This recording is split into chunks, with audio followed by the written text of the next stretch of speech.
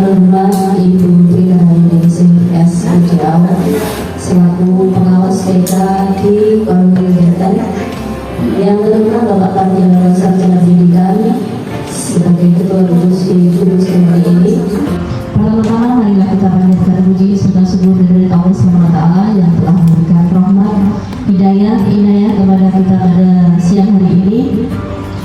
Kita dapat menghadiri acara pelindasan budaya positif di sekolah yang akan disampaikan oleh Ibu Febri Novitasari dari TK Pertiwi 37 sebagai calon guru bangga angkatan 7 Kabupaten Larangan. Terima kasih telah kami sampaikan kepada segenap anggota dari Gugus Komunik yang dalam hal ini kita mengambil dari TK saja dulu, dari kelompok penaik tidak kita undang dari ini. Di sini akan membacakan susunan acara pada pagi hari ini. Yang pertama yaitu pembukaan, yang kedua sambutan, yang ketiga inti acara, yang keempat lain-lain, dan kelima penutup. Marilah kita buka acara pada pagi hari ini dengan bacaan basmalah bersama-sama. Semoga acara pada pagi hari ini dapat berjalan dengan lancar dan kita dapat mengambil manfaatnya. Untuk yang kedua, acara sambutan. Yang pertama, sambutan dari Bapak Pardiano Sarjana Pendidikan selaku Ketua Gugus, kami persilakan. Bismillahirrahmanirrahim. Assalamualaikum warahmatullahi wabarakatuh. Yang saya hormati Ibu Pengawas TK, saya hormati teman-teman dari Gugus Komunik, wabil khusus calon guru pendidikan kita, Mbak Febri Novitasari. Juga kita panjatkan puji syukur kepada Allah Subhanahu wa Ta'ala pada siang hari ini kita dapat menghadiri pembahasan budaya positif di sekolah yang akan disampaikan teman kita Mbak Febri Novitasari. Semoga kehadiran kita yang pertama kita bisa menimba ilmu dari Mbak Febri, dan yang kedua juga memberi dukungan, motivasi dan doa tentunya supaya nanti Mbak Novitasari dalam menyampaikan berjalan lancar dan nanti dapat lulus dengan predikat terbaik seperti ketika mengikuti PPG. Harapannya nanti dia bisa menjadi kader dan guru bergerak di Kecamatan Jateng dan bisa memberi motivasi juga ilmunya kepada teman-teman semuanya. Biasanya orang itu nek kancane iki maju, melu maju. Nek kancane pinter, melu pinter. Nek kancane beler, ketular beler. Alhamdulillah ini beliau sama sekjen saya Mbak Maria ya dari sekjen.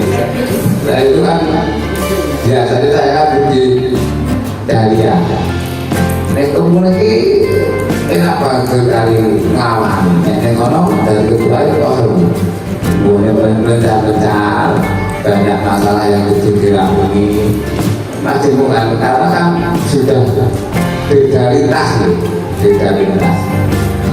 macam-macam adanya.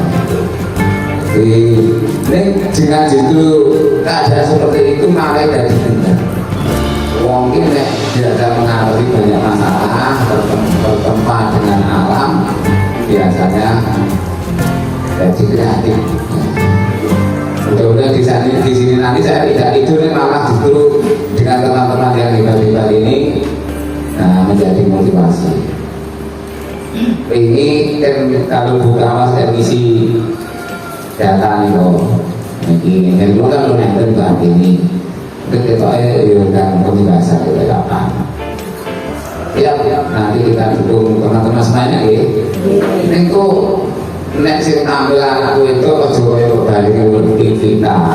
Nek Novi kan wis menangnya luar biasa. Kok nek sing tampil diri pokoknya apa diri didukung aja kalau di kasih apa-apa ya. Pasti dulu.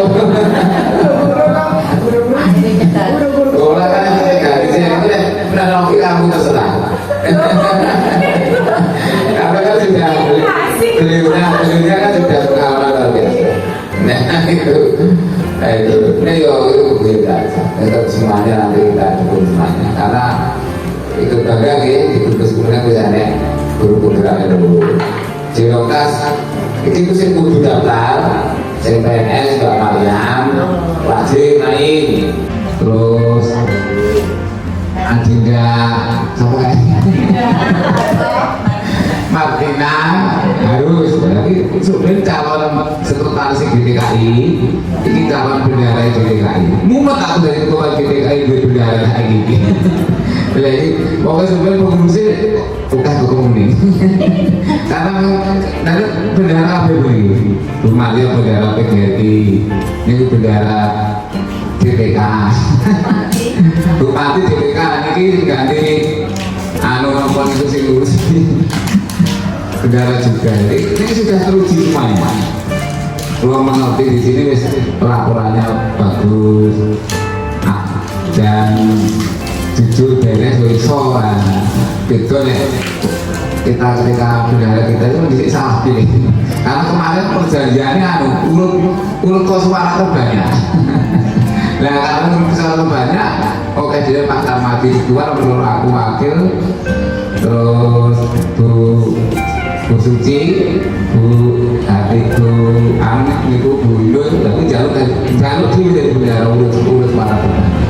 Akhirnya yo, nah terus kita sudah mengkader 2 orang Mbak Anis dan kemarin Mbak Sopo yang menunjukkan Mbak Tia. Jadi sebetulnya kemarin Mbak Tia kalau Mbak Anis tidak masuk. Ini karena kita butuh generasi kalau SDM keduanya kita masukkan jadi sekretaris. Ujungnya sekretaris kan Indul bendaranya Bu Suci ini Indul kan jadi sekretaris ya saya. Jadi pada sekretaris saya ambil aja. Sudah kita masukkan kader kita 2 orang sing nom-nom dan sekretaris. Ini saya kemarin Mbak Tia karena sikon keluarga sudah sertifikasi tentunya. Karena sikon keluarga karena saya langsung desain karena musik putra sudah nikah lama sekali nggak punya putra, sekali punya putra belum tahu lahir. Karena kan ngebut ke keluarga silahkan kan ya saya sudah mungkin juga mampu lah gitu. Tentunya emang sertifikasi juga. Akhirnya juga riset, akhirnya kita ada lagi sekretarisnya Mbak Sulis. Akhirnya kan juga berjalan bagus. Mudah-mudahan nanti kedepannya gitu. Terima kasih teman-teman, mungkin itu buat dari saya. Mudah-mudahan nanti Mbak Novi berjalan bagus jalan. Kalau punya maaf, assalamualaikum warahmatullahi wabarakatuh. Terima kasih sambutan dan keluh kesah ya Pak yang sudah disampaikan. Dan motivasi dan pecutan ini kayak pripun ya. Mandi udah pecutannya.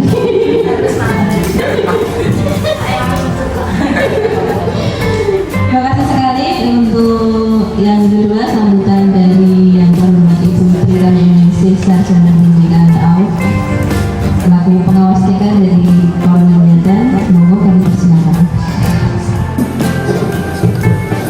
Bismillahirrahmanirrahim. Assalamualaikum warahmatullahi wabarakatuh.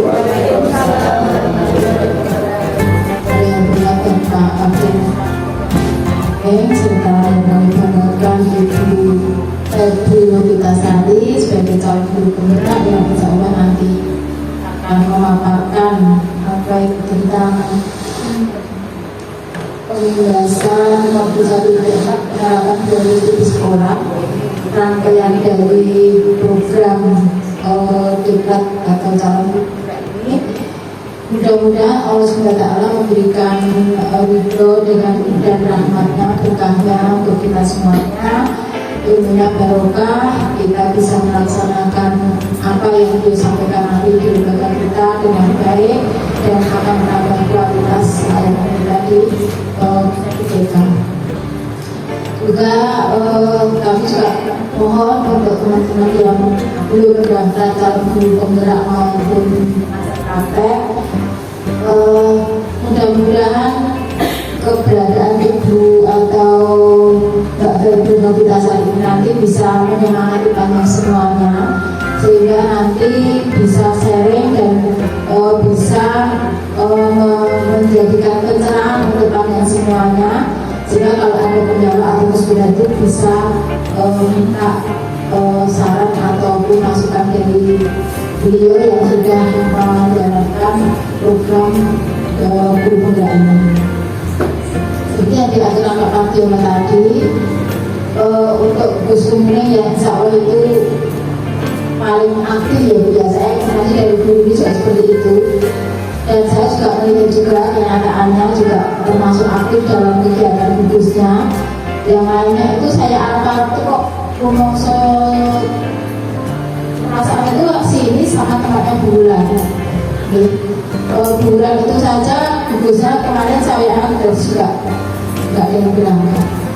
Dan alhamdulillah Gus Kuning ini bisa menjadi contoh dan menjadi motivasi untuk kita semuanya, di tempatnya Bu Mariam bisa mendapatkan akreditasi yang terbaik, sehingga kami mohon untuk teman-teman yang lain juga bisa paling tidak itu belajar dan bisa menyamai, ya, menyamai. Saya kira kemarin juga terbuka Ibu ya untuk men-sharingkan ilmunya dan pengalamannya, dan khususnya untuk menuju 3 tempatnya Bu Novi ini ya, nanti saya mohon tahun 2023 harus maju ya, karena beliau sudah terlihat potensinya, dan saya kira semuanya juga sudah siap, tinggal mengupload penjelasan saja sehingga nanti bisa terlaksana dengan baik.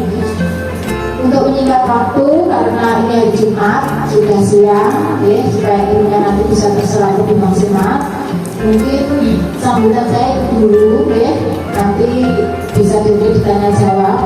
Yang jelas saya support kepada Bu Febri, dan saya mohon teman-teman semuanya untuk bisa memacu diri sehingga nanti bisa mengembangkan profesi kita dan kita semakin dipercaya oleh masyarakat. Ini bisa jadi saya. Bagi barang, Assalamualaikum warahmatullahi wabarakatuh. Terima kasih sambutan yang disampaikan oleh Ibu Trina Yuningsih selaku pengawas TK di Koordinator. Untuk acara yang ketiga yaitu inti acara, yaitu pembahasan materi modul 1.4 penerapan budaya positif di sekolah yang akan disampaikan oleh Ibu Febri Novitasari. Waktu kami persilakan. Bismillahirrahmanirrahim. Assalamualaikum warahmatullahi wabarakatuh. Terima kasih Bapak Ibu atas kehadirannya untuk hari ini.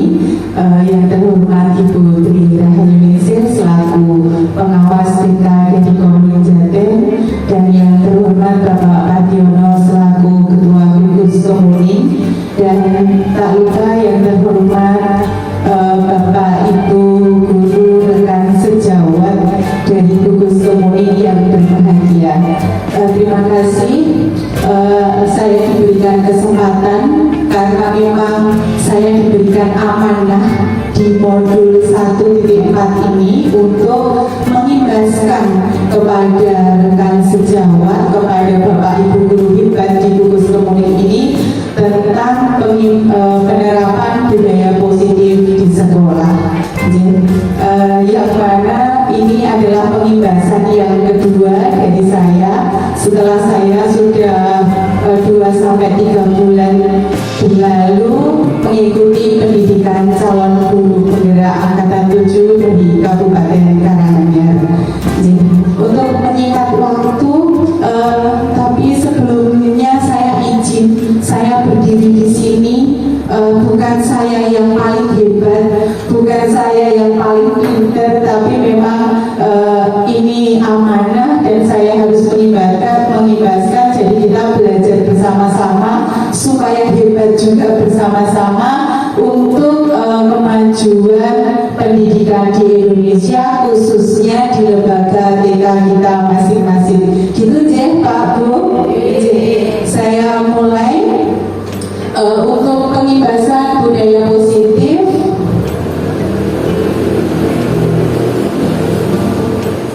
Ada 6 materi nanti, 6 materi pokok yang harus saya sampaikan di sini. Jadi nanti untuk materi pertama yaitu ada disiplin positif dan nilai-nilai kebajikan universal. Kemudian ada teori motivasi, hukuman, konsekuensi, penghargaan, dan restitusi. Kemudian ada segitiga restitusi, ada keyakinan kelas, ada 5 posisi kontrol dan kebutuhan dasar dan dunia berkualitas. Oke, kita lanjut. Latar belakangnya memang kita tahu semua sekolah itu harusnya memang menjadi tempat yang aman, yang nyaman dan menyenangkan bagi semua warga yang di sekolah, baik itu nanti siswanya, gurunya, ataupun nanti wali muridnya ya.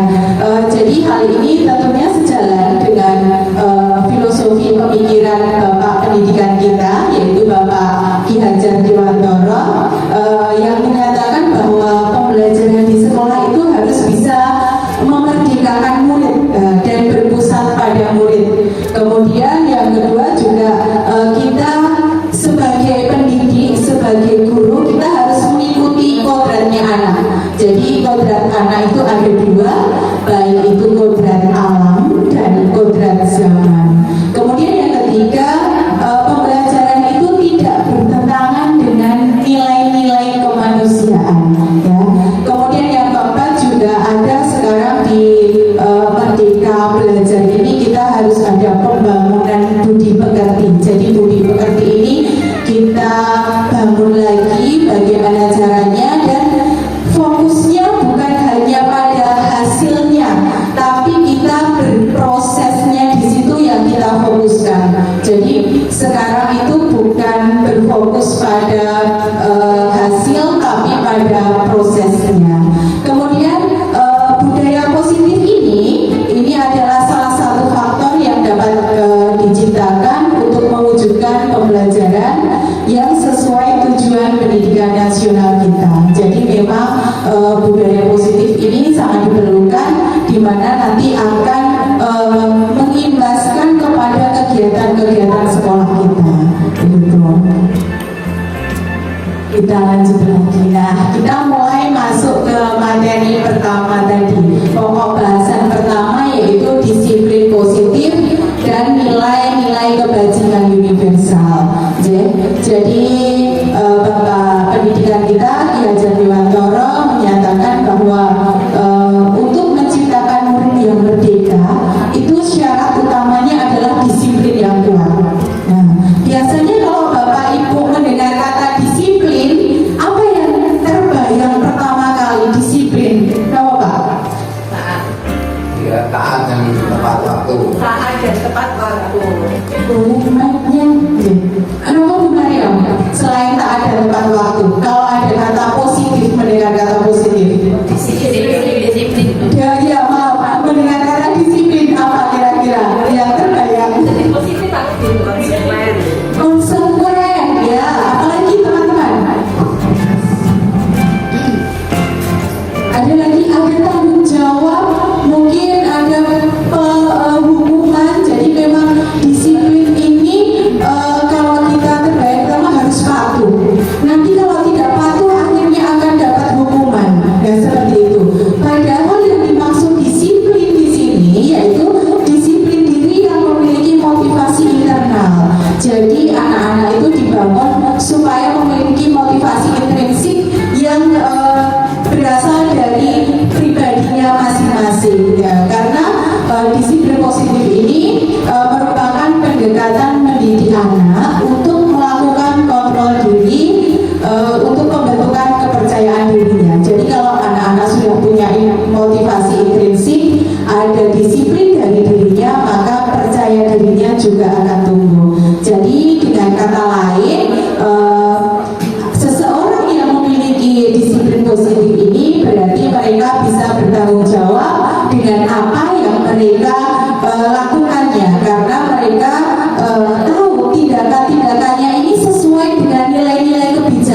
universal tidak seperti itu.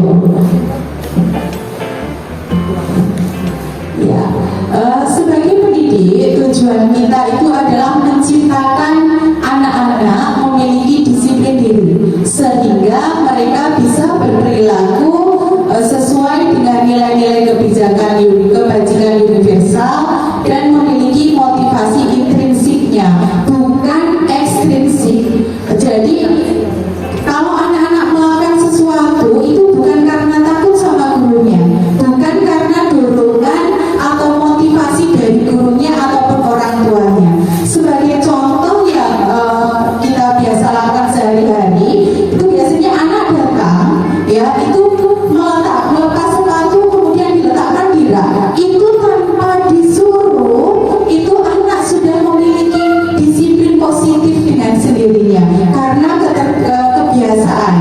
Kemudian masuk ke dalam kelas, tasnya ditaruh di kantung di rak. Itu juga sudah salah satu disiplin positif. Bukan harus doyan, ayo dia sepatunya ditaruh di mana, ayo dia tasnya ditaruh di mana. Nah, jadi kegiatan-kegiatan sekolah yang kita lakukan itu setiap hari sebetulnya sudah mengandung disiplin positif. Sudah ada nilai-nilai kebajikan universal di situ. Jadi tujuan mulia dari disiplin positif itu tadi nilai-nilai kebajikan, ya, di mana nilai kebajikan itu adalah sifat-sifat manusia yang positif yang merupakan tujuan mulia yang ingin dicapai setiap individu. Nah, jadi walaupun nilai-nilai kebajikan ini tidak tersurat, tidak ada aturannya, tidak tertulis begitu, tapi ini dilakukan secara implisit. Jadi sudah terintegrasi dengan kegiatan sekolah kita masing-masing. Jadi memang ini disiplin positif biasanya bisa dimulai dari kita melakukan pembiasaan-pembiasaan yang baik untuk anak di sekolah. Nah, ini ada beberapa contoh-contoh nilai kebajikan universal yang saya tuliskan. Ya, ada tanggung jawab, bersyukur, kesabaran, percaya diri, komitmen, keadilan, rajin, jujur, hormat dan santun, suka menolong, menghargai, toleransi, mandiri, peduli dan kerjasama. Kira-kira apakah nilai-nilai kebajikan universal ini sudah dilakukan setiap harinya di sekolah, Pak, Bu? Alhamdulillah. Jadi memang kita di TK merupakan fase fondasi, memang di mana anak-anak itu harus kita terapkan nilai-nilai kebajikan ini, karena ini nanti akan berpengaruh terhadap anak saat anak berada di luar lingkungan sekolah. Mereka akan punya rasa percaya diri, mereka akan punya rasa hormat dan santun kepada orang yang lebih tua, kemudian jujur, kemudian bisa menghargai temannya dan sebagainya, ya. Jadi memang nilai-nilai ini sebetulnya sudah kita terapkan semua di sekolah, ya. Cuman nanti kita maksimalkan bagaimana kita caranya Bu Guru, Pak Guru memaksimalkan nilai-nilai kebajikan universal ini di diri anak-anak. Nah, ini untuk ada kasus, saya berikan kasus sedikit, ya. Monggo bisa dibaca bersama. Jadi di sekolah Anda, ya, tidak ada aturan atau teguran yang memberikan surat teguran bagi karyawan yang sering datang terlambat, atau tidak ada yang memberikan Anda penghargaan jika Anda menjadi karyawan terbaik karena seringnya datang tepat waktu. Apakah Anda akan tetap datang tepat waktu untuk mengajar murid-murid Anda di dalam kelas? Mungkin salah satu bisa minta responnya.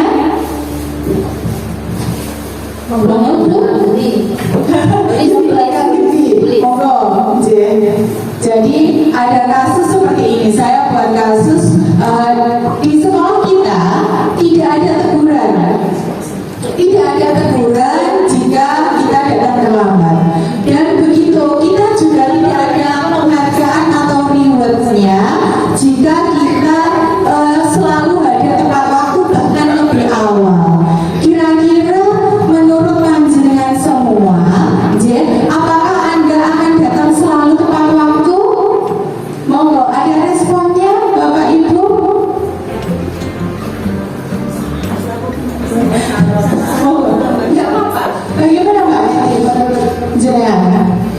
karena itu sudah jadi tanggung jawab kita. Oh iya, jadi Mbak Neti akan datang tepat waktu. Oke, tepuk tangan teman-teman. Terima kasih Mbak Neti. Jadi Mbak Neti memang sudah punya disiplin positif, sudah ada nilai kebajikan di dalam diri Mbak Neti bahwa saya punya tanggung jawab walaupun tidak diberi penghargaan, tidak diberi reward apapun, tapi saya akan datang tepat waktu. Mungkin bahkan kita bisa datang lebih awal ya, untuk menyiapkan semuanya. Terima kasih.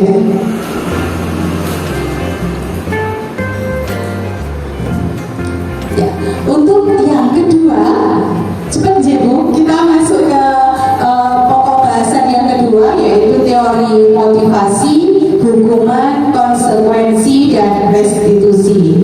Jadi menurut Diana Dosen dalam bukunya Restructuring Disiplin itu ada 3 motivasi perilaku manusia. Jadi manusia itu melakukan suatu tindakan itu ada 3 motivasinya. Yang pertama yaitu untuk menghindari ketidaknyamanan atau hukuman. Oh Jojo, nanti aku datang telat, aku nanti dikasih SP. Mungkin seperti itu. Jadi biar nggak dapat SP, aku butuh makan tepat waktu, aku butuh makan lebih awal. Bisa jadi. Kemudian motivasi yang kedua itu untuk mendapatkan imbalan atau penghargaan dari orang lain. Mungkin ada di luar sana juga ada misalkan Pak Guru atau Bu Guru, aku besok datangnya lebih cepat. Bentai lo si akhir ngerti aku nek tekoni esok. Ben Bu kepala kalau ben respect karo aku mungkin juga ada sih Bu. Kemudian motivasi yang ketiga ini untuk menjadi orang yang mereka inginkan ya. Jadi menjadi dirinya sendiri itu dengan nilai-nilai yang mereka percaya.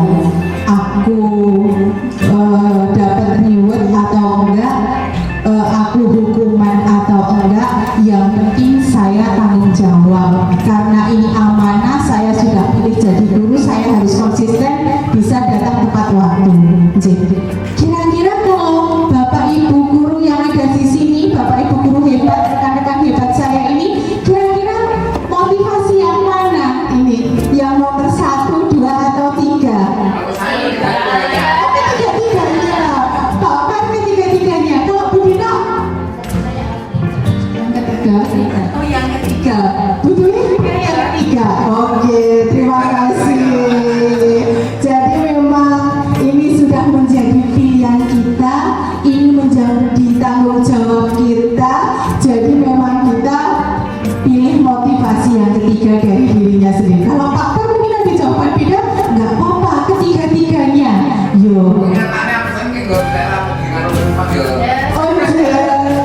Kenyataannya karena sudah ada tanggung jawabnya di absen tadi, jadi memang harus datang tepat waktu itu biar tidak ada SP, tapi juga biar juga jujur deh, mendapat penghargaan dari lingkungan sekitar mungkin loh. Itu loh pakar kepalanya TKS yang pangkat isu-isu ya. Boleh jadi nggak apa-apa, itu nggak masalah aja. Kemudian juga pakar juga percaya, pakar juga membangun dirinya sendiri. Aku punya tanggung jawab, aku kudu banget besok. Itu kita lanjut lagi. Jadi dalam menjalankan peraturan atau keyakinan kelas atau keyakinan sekolah ini, jadi bila mana ada pelanggaran tentunya sesuatu harus terjadi. Jadi kita tahu kalau kita melanggar peraturan pasti nanti ada yang akan terjadi, entah itu berupa hukuman atau berupa konsekuensi. Nah, sekarang kita lihat apa perbedaannya antara hukuman dan konsekuensi. Kira-kira teman-teman kalau mendengar kata hukuman, apa yang terlintas di pikirannya? Berupa fisik, ya baik. Hukuman berupa fisik. Kalau konsekuensi, kira-kira apa? Oh, resiko dari perbuatan kita. Kasih aplaus buat teman-teman.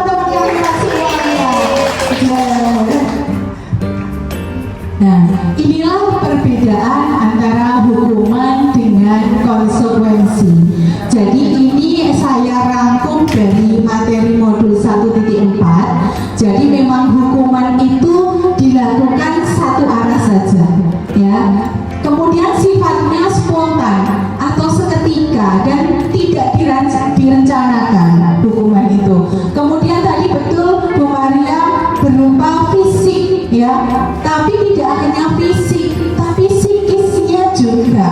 Kemudian konsep diri seseorang yang mendapat hukuman itu pasti buruk. Kalau dihukum ramai guru, kalau kayaknya bolos dihukum. Jadi memang konsep yang terbangun jika seseorang itu mendapat hukuman itu pasti buruk, tidak baik. Kemudian seseorang itu cenderung nantinya akan menyembunyikan kesalahannya karena takut akan hukuman. Kemudian biasanya hukuman ini merupakan suatu paksaan. Mau nggak mau, ya sudah kamu harus melakukannya, begitu. Kemudian ini juga membuat rasa ketidaknyamanan bukan hanya saat itu habis dihukum selesai, bukan, tapi itu nanti akan terngiang-ngiang selalu di pikiran kita. Jadi jangkanya panjang. Jadi waktu SD saya pun pernah mengalami hukuman ini. Saya pernah waktu itu tidak mengerjakan PR, tapi rame-rame itu disuruh mengerjakan di teras di luar. Sampai sekarang terbayang terus gitu ya, terbayang terus, masih ingat sampai sekarang. Waktu SMA juga gitu, SMA ABG sepatunya suruh warna hitam, tapi karena ada ekstra voli saya pakai sepatu warna putih. Dan tahunya ada operasi, mau nggak mau yang lepas sepatu sampai pulang cakaran, sepatu sampai lulus baru boleh diambil. Jadi seperti itu terngiang-ngiang terus di kita ya. Tapi beda dengan konsekuensi. Kalau konsekuensi ini terjadinya jadi dua arah, antara murid, antara guru, antara kepala sekolah dan semua warga di sekolah itu saling komunikasi. Jadi ini merupakan sudah terencana, sudah disetujui, sudah dibahas. Kalau kita mau membuat keyakinan di kelas, mungkin anak-anak masih bingung ya, apa sih itu keyakinan? Karena saya pernah di modul di demonstrasi kontekstual sebelumnya sudah mencoba membuat segitiga restitusi dengan membuat keyakinan kelas. Itu anak-anak bingung, keyakinan itu apa sih Bu? Buat apa tuh Bu? Piye tuh Bu? Nah, jadi kalau anak-anak SMA, SMP itu yang sudah mulai beranjak dewasa mungkin sudah bisa. Kamu keinginannya di dalam kelas seperti apa? Coba dituliskan, ditulis nanti ditempel di kertas asturo atau apa, nanti dibaca bareng-bareng mana yang sesuai dengan kelas kita atau enggak. Kalau di TK itu saya sudah mencoba itu, kita harus membuat pakai kata-kata kita sendiri. Tiba-tiba ada anak yang lari kejar-kejaran di dalam kelas. Mas Windu, kenapa kok lari? Ada apa? Nanti anak-anak cerita. Kemudian kita duduk bersama. Nah, kalau lari-lari di dalam kelas boleh tidak ya? Nggak boleh. Kenapa kok nggak boleh? Nanti jatuh Bu, nanti berdarah nanti ini. Nah, itu nanti kita jadikan. Nah, berarti kita sepakati ya, di dalam kelas harus berjalan seperti itu. Jadi konsekuensi ini terjadi dua arah. Kemudian ini juga sudah dibahas, sudah disetujui tadi. Kemudian kalau anak yang mendapat konsekuensi ini cenderung konsep dirinya baik. Jadi anak itu tidak terkesan nakal, tidak terkesan buruk di mata teman-temannya. Kemudian seseorang akan mematuhi peraturan. Jadi kalau yang hukuman tadi dia akan cenderung menyembunyikan kesalahannya, tapi kalau konsekuensi ini memotivasi seseorang untuk mematuhi peraturan. Kemudian seseorang itu juga akan menghargai disiplin. Kemudian ini hanya sebatas tidak nyamanan sesaat itu. Allah cukup harusnya tidak dihukum, padahal dia hanya karena itu sudah tahu itu suatu konsekuensi. Kalau kamu tidak kamu datangnya telat, ya nanti kamu pulangnya dilebihin 5 menit, misalkan seperti itu. Kemudian ini juga bersifat memberikan stimulus, jadi tidak ada paksaan karena ini sudah disetujui, sudah dibahas bareng-bareng di awal seperti itu. Nah, ini ada kasus lagi, ya seru ini. Kira-kira monggo bisa dipersani dulu, bisa dilihat-lihat jawabannya, jangan diutarakan dulu, di skip dulu. Ada yang pertama mencatat 100 kali dengan kata saya tidak akan mengulangi lagi karena terlambat datang ke sekolah. Yang kedua, lari mengelilingi lapangan basket karena terlambat hadir. Yang ketiga, murid diminta untuk push up. Yang keempat, menggantikan kertas tugas teman yang dirobeknya. Dan yang kelima, membersihkan tumpahan air. 1 menit dari sekarang. Coba diingat, mana hukuman, mana yang konsekuensi. Hukuman yang catat, mengelilingi lapangan. Oke, Papa sudah siap dengan jawabannya. Monggo Papa, kira-kira nomor 1 itu mencatat 100 kali saya tidak akan mengulangi lagi karena terlambat. Hukuman atau konsekuensi? Hukuman, betul. Yang kedua, lari mengelilingi lapangan basket karena terlambat hadir. Hukuman apa konsekuensi? Hukuman, karena fisik nanti ya. Kemudian yang ketiga, murid diminta push up. Hukuman lagi. 1 sampai 5 itu bisa dua-duanya, bisa hukuman, bisa konsekuensi. Oke. Ya, karena tergantung dari perjanjian awalnya. Kalau di Ya. hukuman tidak ada perjanjian awal dulu. Kalau di konsekuensi, kalau sudah terjadi ada negosiasi di awal, kesepakatan itu 5 untuk semuanya. Oke, terima kasih Bu Mariam. Ya, jadi memang seperti itu. Kalau di awal tadi sudah ada keyakinan kelas, walaupun itu berupa fisik, tapi kalau memang sudah disetujui, berarti namanya konsekuensi. Bisa dua-duanya. Ya, tapi kalau tidak ada konsekuensi, tidak ada dari awal tidak dibahas dulu, tidak ada di keyakinan kelas, berarti itu namanya hukuman. Tapi kita melihatnya cenderungnya kalau fisik pasti hukuman. Kemudian yang keempat, menggantikan kertas tugas teman yang dirobeknya. Konsekuensi, oke. Kita lanjut yang terakhir, membersihkan tumpahan air. Konsekuensi. Ternyata Bapak Ibu guru hebat gugus komunis semuanya keren. Ya, kita lanjut.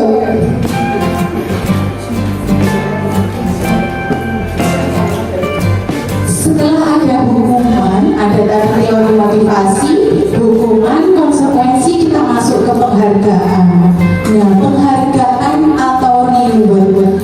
Jadi ada seorang penulis dari Amerika itu mengatakan atau mengemukakan baik penghargaan maupun hukuman itu adalah cara-cara mengontrol perilaku seseorang yang menghancurkan potensi untuk pembelajaran yang sesungguhnya.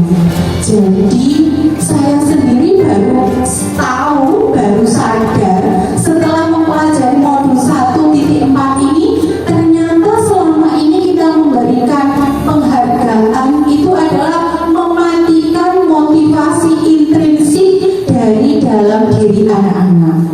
Begitu.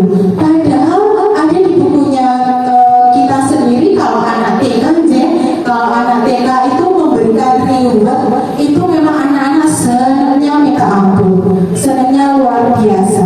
Jadi terus bagaimana ini pernah menjadi topik yang cukup seru di diskusi antaranya pengajar praktik, CGD sama fasilitator sama instrukturnya waktu elaborasi pemahaman. Ternyata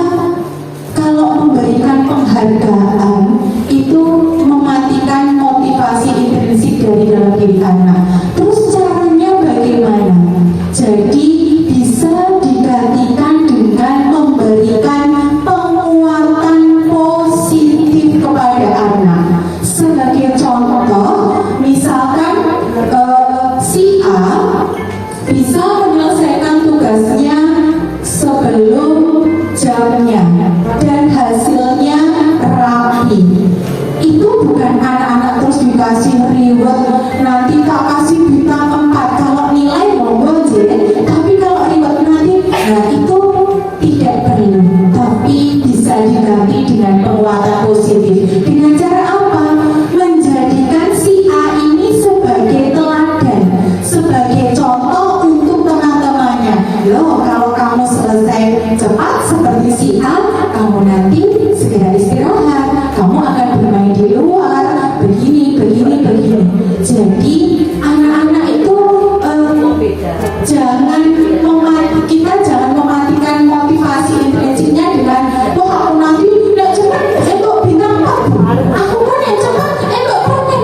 Jangan, ternyata itu salah. Saya juga baru tahu setelah mempelajari modul 1.4 ini, ternyata memberikan penghargaan itu mematikan, menghancurkan potensi seseorang. Jadi secara idealnya tindakan belajar itu sendiri adalah sudah merupakan penghargaan yang sesungguhnya. Jadi anak dengan punya disiplin positif, nilai-nilai kebajikan yang ada di dirinya, itu sudah merupakan penghargaan yang sesungguhnya.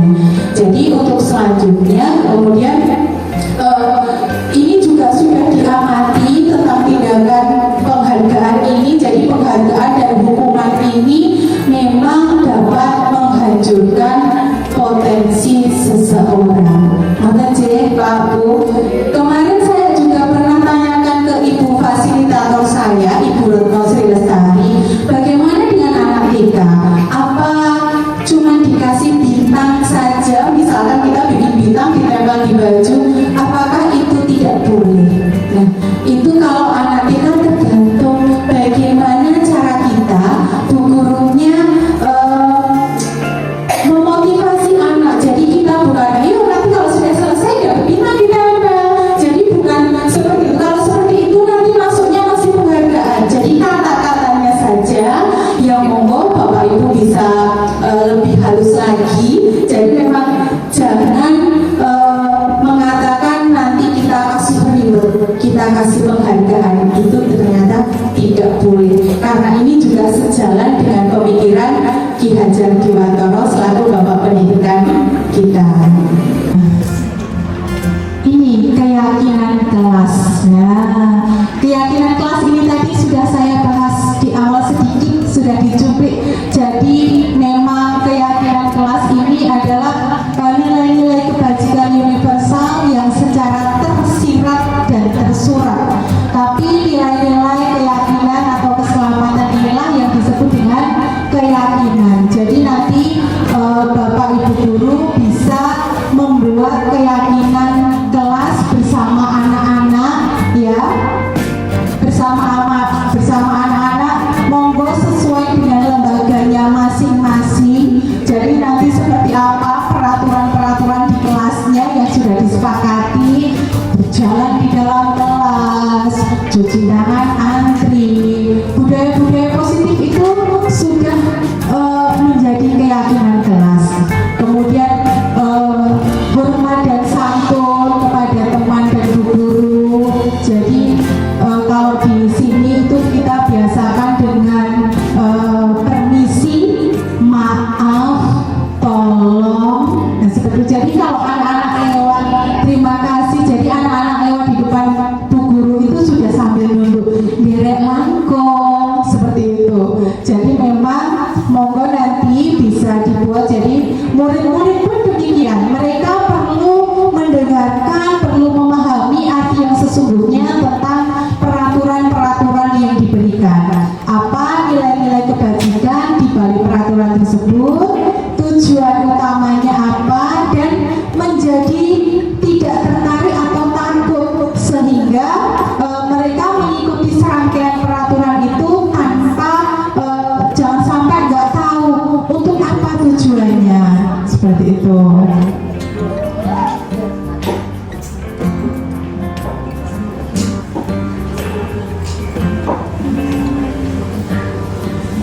Kalau keyakinan kelas ini jadi bersifat lebih abstrak daripada peraturan, ya, ini lebih rinci dan lebih komplit. Kemudian keyakinan kelas ini bisa berupa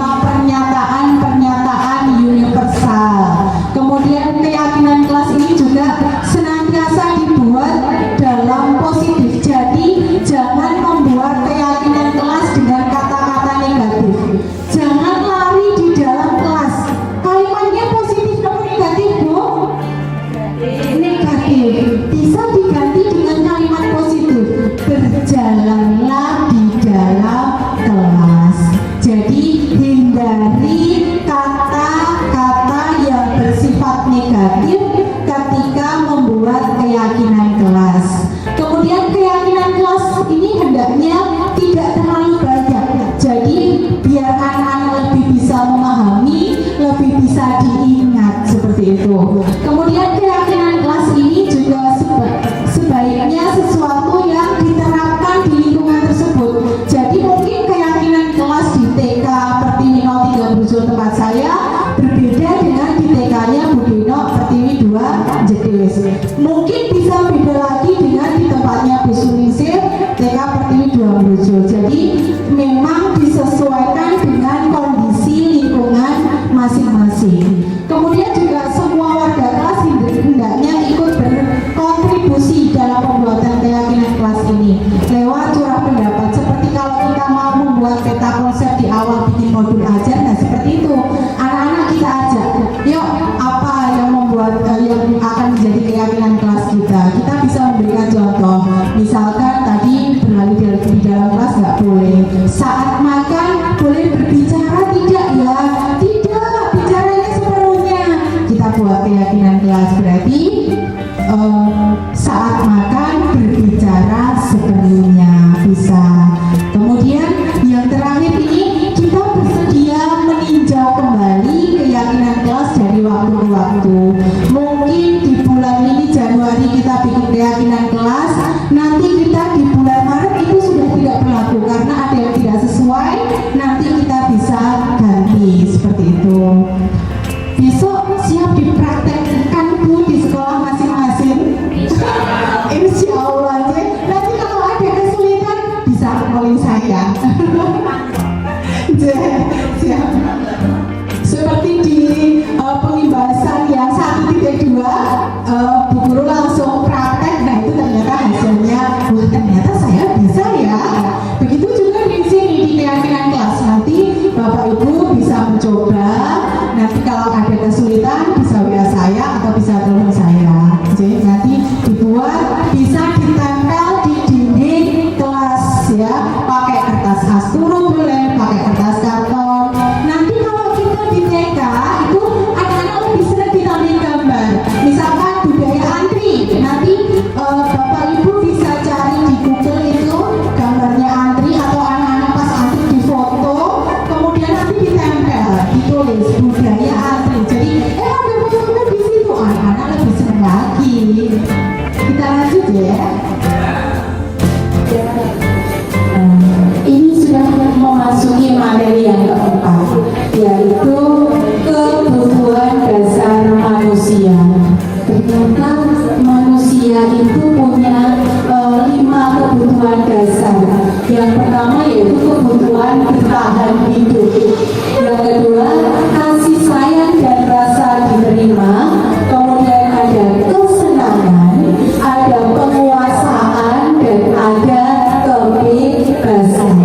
Jadi Bapak Ibu jangan langsung menyalahkan anak, misalkan mereka tidak manut ya, katakanlah manut sama ibu guru. Mungkin ayo mas duduk, ternyata dia masih asik lari-lari.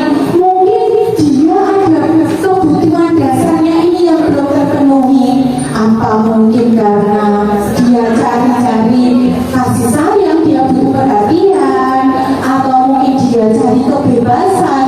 Jadi jangan menyalahkan anak begitu saja. Mungkin jadi kita bisa menelisik, mungkin kebutuhan dasarnya belum terpenuhi seperti itu.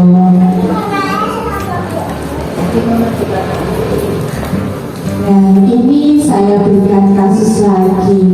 Jadi ini adalah ada Bayu ya di sekolah TK. Itu ada Bayu yang berarti gak ngantuk ya. Oke.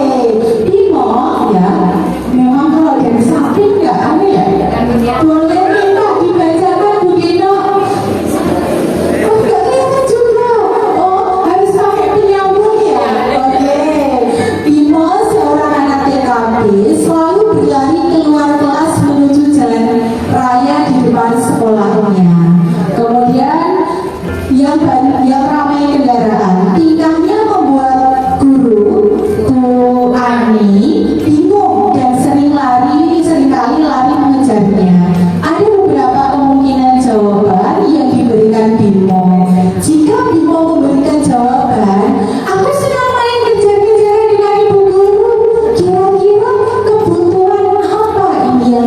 pendidikan Bimo? Kasih sayang. Kasih sayang. Ada lagi? No, Putri. Kesenangan bisa. Kesenangan bisa, karena memang ya aku senang kejar-kejaran dengan Bu Guru. Mungkin dia di rumah kalau lari-larian, oh ibu tuh lari-lari tadi, oh ya ibu senang. Nah, begitu dia di sekolah, dia akhirnya ngajari main Bu Gurunya dengan kejar-kejaran.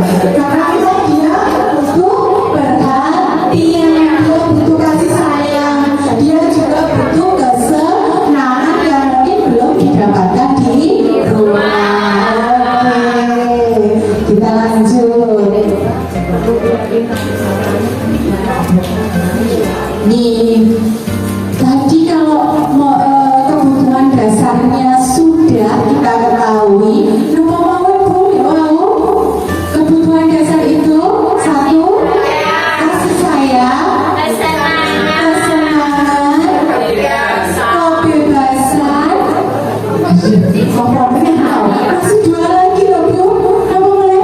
Bertahan hidup dan penguasaan. Jadi seseorang itu juga punya power ya. Kemudian dia juga punya keinginan untuk supaya bertahan hidup. Baru gitu nggak nyampe 1 menit harus hafal. Mantap ini. Kemudian ini kita lanjut ke posisi kontrol. Jadi menurut Dr. William Glaser atau dosen berkesimpulan ada 5 posisi kontrol yang diterapkan seorang guru, orang tua ataupun atasan dalam melakukan kontrol.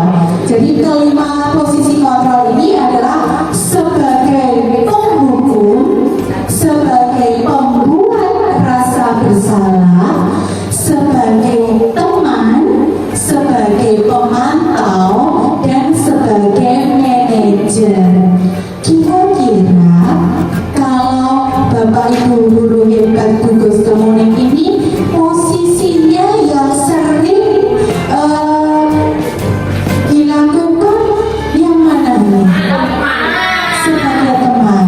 Kira-kira kalau posisi yang paling pas dan paling benar yang mana? Ya teman ya. Sementara jawabannya teman ya. Kita lanjut. Oh iya, di sana itu berani alasan siap. Nah, kita masuk ke penghukum dulu. Nah, seorang penghukum itu bisa menggunakan hukuman baik fisik maupun verbal. Jadi orang-orang yang menjalankan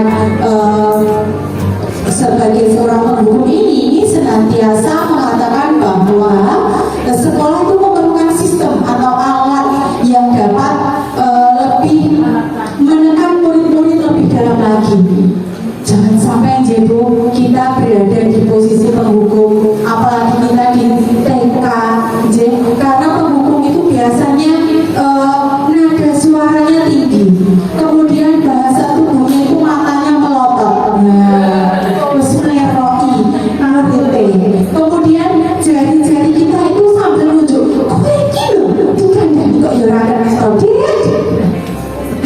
Itu jangan sampai kita menjadi seseorang atau menjadi guru sebagai penghukum. Nah, ini kita hindari, kita buang jauh-jauh ya.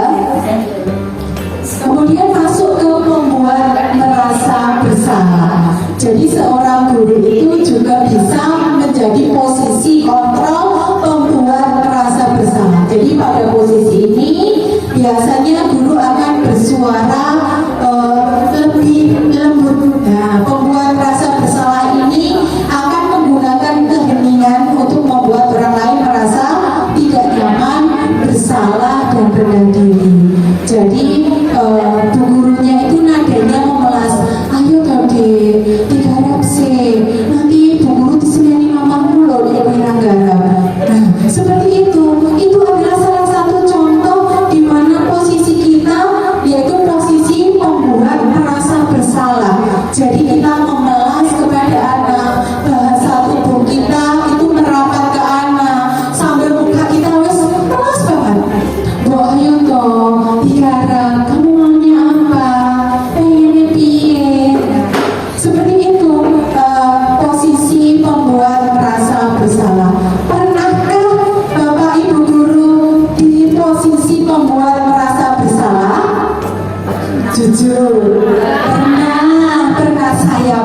juga pernah ya.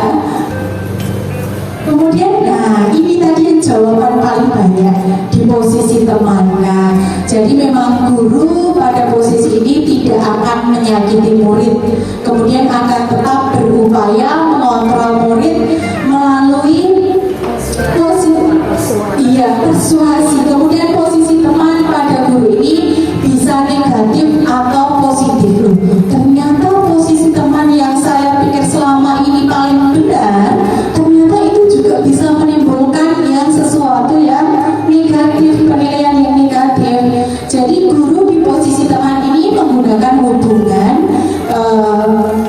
baik dengan humor untuk mempengaruhi seseorang. Jadi gurunya nanti akan lebih ramah, lebih akrab dan bercanda. Jadi bahasa tubuh kita juga akan merapat pada murid. Kita senyum, mata kita juga nggak melotot seperti tadi ya. Kita lebih halo, gimana? Kurangnya apa?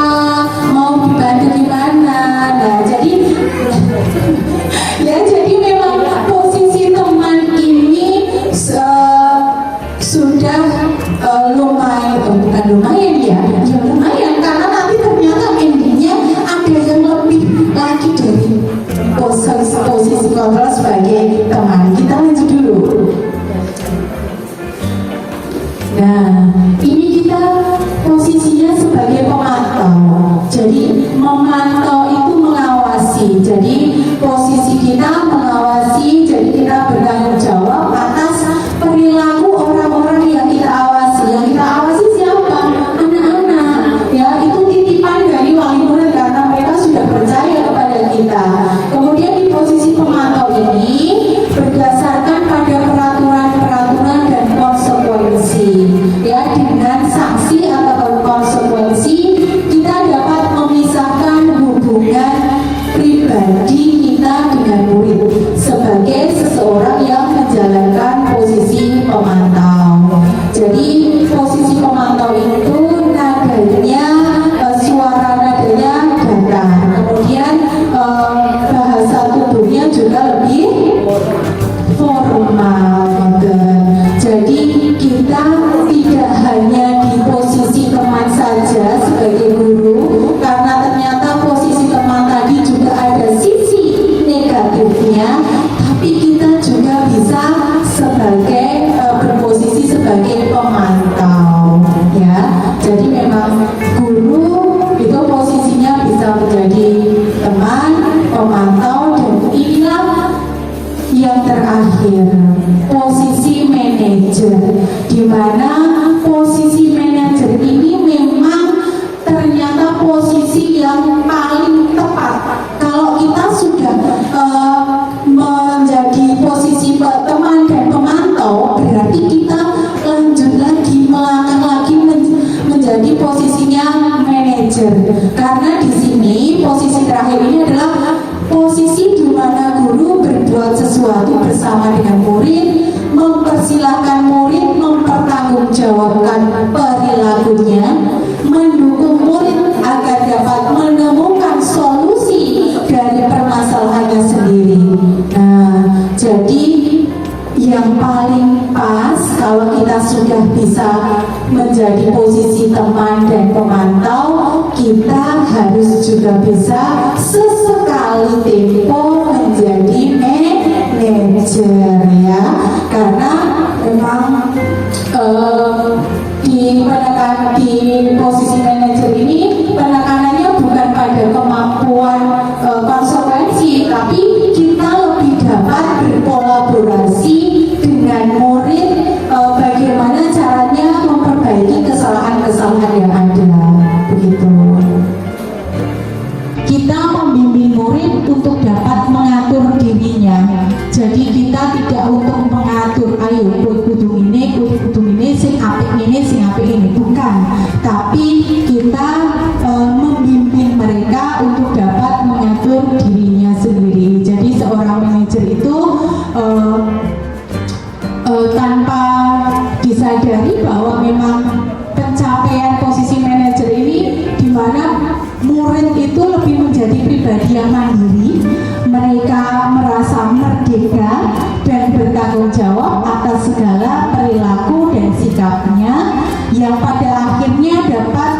menciptakan lingkungan yang positif, nyaman, dan aman. Kemudian di posisi manajer ini, nada suara kita itu lebih tulus. Bahasa tubuh kita juga tidak kaku dan kita juga mendekat ke murid. Jadi sekarang Bapak Ibu guru hebat ini sudah tahu mana posisi-posisi yang harus saya tempatkan sebagai guru. Napa mawon Bu? Napa mawon? Penghukum, terus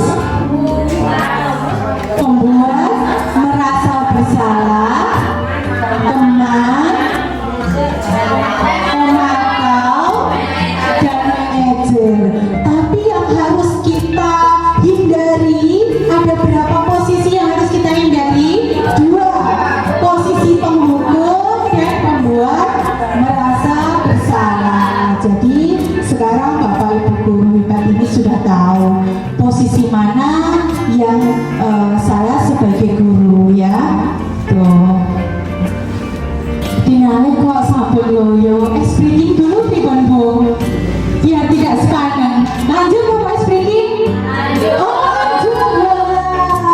Ternyata semangatnya luar biasa. Sambil ngantuk-ngantuk ya. Nah, ini kita sudah ke pokok bahasan yang kelima, yaitu segitiga restitusi. Nah, di segitiga restitusi ini ya, jadi kita merancang sebuah tahapan untuk memudahkan para guru dan orang tua dalam melakukan proses untuk menyiapkan anaknya untuk melakukan restitusi. Jadi kata-kata restitusi mungkin kemarin saya itu juga baru oposisi restitusi. Saya waktu pokok bahasa ini sempat diskusi sama Bu Dewi juga selaku kepala sekolah saya. Jadi memang restitusi itu apa ya Bu Dewi? Gimana ya anak ini kalau ada kasus seperti ini penyelesaiannya seperti apa? Nanti akan kita bahas di sini. Jadi ada 3 tahapan dalam segitiga restitusi ini ya. Jadi kita seperti ini kita ada 3 tahapan. Yang pertama yaitu menstabilkan identitas. Jadi kita semua akan melakukan hal terbaik yang bisa kita lakukan. Jadi sebelum anak melakukan kesalahan, anak kita dekati dulu, kita jadi posisinya yang paling baik tadi. Kalau teman ya teman, kita tanya baik-baik. Itu namanya menstabilkan identitas. Kemudian yang kedua yaitu validasi tindakan yang salah. Jadi semua perilaku itu memiliki alasan. Jadi anak lari mungkin juga ada alasannya. Mereka menangis seharian, kenapa? Pasti ada alasannya. Kemudian yang ketiga yaitu menanyakan keyakinan. Ini berhubungan dengan keyakinan kelas atau keyakinan sekolah tadi. Jadi kita semua memiliki motivasi internal. Nah, gambarnya seperti ini. Jadi yang pertama, jika anak itu ada sebuah kasus di sekolah kita, jadi yang pertama itu kita menstabilkan identitasnya dulu. Jadi kita bisa bilang setiap orang pasti pernah melakukan kesalahan, atau kamu bukan satu-satunya yang pernah melakukan ini. Jadi biar anak itu tidak takut, aku apa kok diceluk. Nah mungkin jadi sini dulu ya. Nah duduk bareng. Nah tadi bisa pakai kata-kata ini. Setiap orang pasti pernah melakukan kesalahan. Bu guru juga pernah begitu. Nah kamu tadi, nah baru kita masuk itu tadi masalahnya apa. Ya kemudian validasi tindakan yang salah seperti ini. Ada contoh kata-katanya. Nah ini adalah beberapa kata-kata yang bisa digunakan dalam menstabilkan identitas. Jadi kita bisa menguatkan ke anak-anak, gitu ya. ya ke anak yang memang dia bersalah itu dengan kata-kata berbuat salah itu tidak apa-apa, tidak ada manusia yang sempurna. Kemudian saya juga pernah melakukan kesalahan seperti itu. Nah, kita bisa kok menyelesaikan ini. Jadi memang ini beberapa kata-kata yang bisa kita gunakan untuk menstabilkan identitas. Ya, ini tahap yang pertama. Yang kedua, nah ini ada beberapa contoh kata-kata yang bisa digunakan saat kita memvalidasi tindakan yang salah. Jadi kamu pasti punya alasan melakukan itu. Kenapa kok lari-lari? Kenapa kok menangis? Jadi memang ini ada beberapa contohnya. Kamu boleh mempertahankan sikap itu, tapi kamu harus menambahkan sikap yang baru. Jadi seperti ini. Dan yang ini tahap yang ketiga. Ini berhubungan erat dengan keyakinan kelas yang sudah dibuat. Jadi memang apa yang kita percaya sebagai kelas atau keluarga, apa nilai-nilai umum yang kita telah sepakati. Karena ini mungkin umum untuk kelas fase fondasi BK sampai SMK. Nanti kita bisa ganti dengan kata-kata kita sendiri. Jadi apa? Tadi kan sudah sepakat di dalam kelas harus berjalan. Kenapa kok lari? Kamu percaya nggak tadi? Nah, jadi kita bisa kembalikan lagi ke keyakinan kelas tadi, begitu.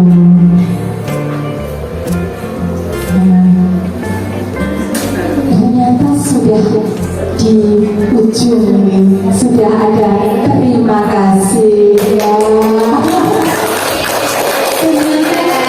Sudah selesai pokok bahasan kita tentang pembahasan materi modul 1.4 penerapan budaya positif di sekolah. Jadi tadi ada beberapa pokok bahasan mulai disiplin positif sampai segitiga restitusi. Posisi kontrol sudah apa, Bu? Masih apa sekali? Masih apa ya? Ya Pak. Kemudian keyakinan kelas juga sudah. Alhamdulillah, jazakumullah khairan. Terima kasih untuk waktunya, untuk sharingnya, untuk dukungannya. Hari ini saya bisa melakukan pembahasan modul 1.4 penerapan budaya positif di sekolah. Semoga pembahasan hari ini membawa manfaat untuk lembaga kita masing-masing. Maka sekali lagi saya matur, yang perlu panjenengan yakini, saya berdiri di sini bukan saya yang lebih pintar, bukan saya yang lebih tahu, bukan saya yang lebih hebat, tapi kita belajar bersama-sama untuk menjadi hebat. Terima kasih waktunya. Tepuk tangan untuk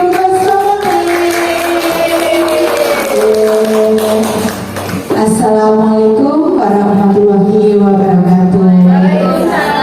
Waktu kami kembali ke Bu Siti Patria. Terima kasih. Atur suhun sekali ilmunya tadi yang sudah dipaparkan kepada kita semuanya. Semoga kedepannya kita lebih baik. Semoga setelah kita tahu yang paling baik, kita dapat menerapkan di lembaga kita masing-masing. Dan untuk acara yang keempat yaitu lain-lain,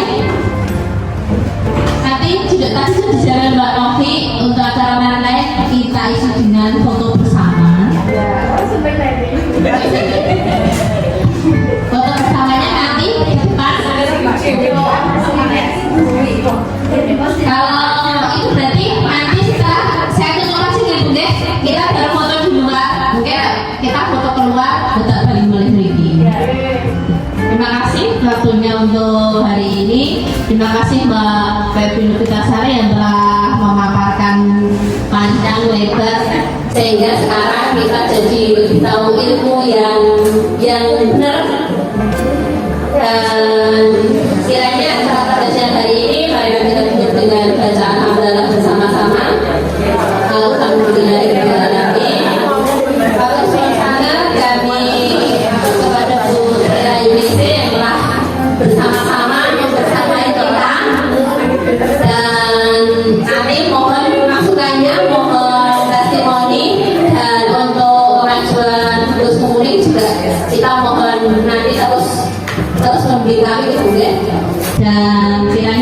itu yang bisa kami sampaikan. Banyak kurangnya kami mohon maaf yang sebesar-besarnya.